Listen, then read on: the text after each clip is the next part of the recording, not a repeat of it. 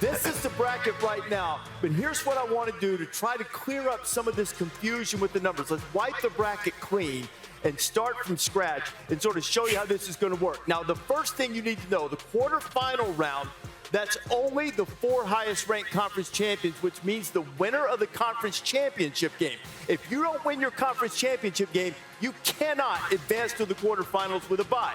So the highest ranked conference champion would be seeded number 1. Then the second highest ranked conference champion, regardless of where they're ranked, will be seeded number 2, and also the same for 3 and 4, the third highest ranked conference champion and the 4th highest ranked conference champion. Now, as you look at the college football playoff rankings over here and all of the teams that you're dealing with, you also have one more automatic bid to get in.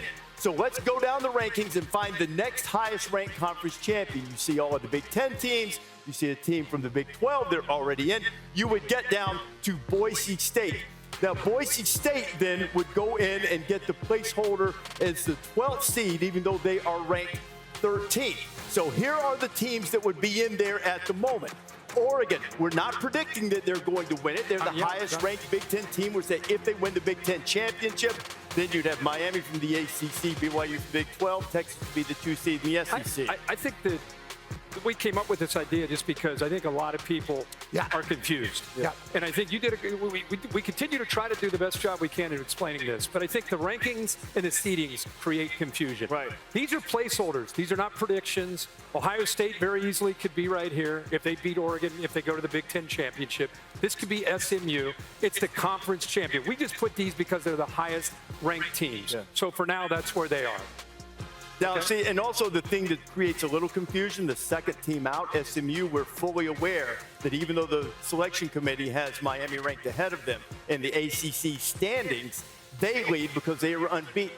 So I mentioned so this is ACC, Big 10, Big 12, and the SEC. As we sit here right now, and we have Boise who will eventually get in. Right, and Boise would be the champions of the Mountain West. This, again, just a placeholder to show you how it would look.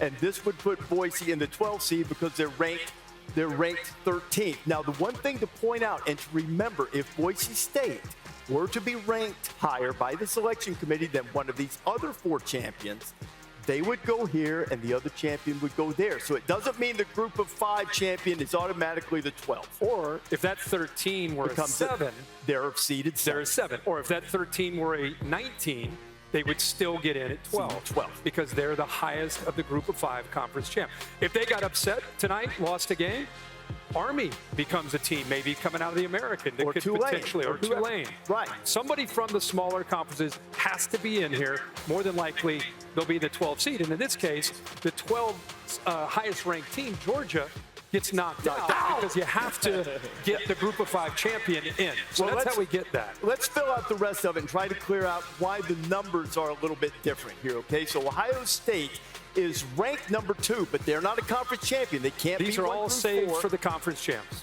5, Ohio State goes there. Next, you have Penn State because Texas is already in as a conference champion. Don't be confused by the 4. That's where they're ranked, but they're not a conference champion. They can't be one of the 4 teams.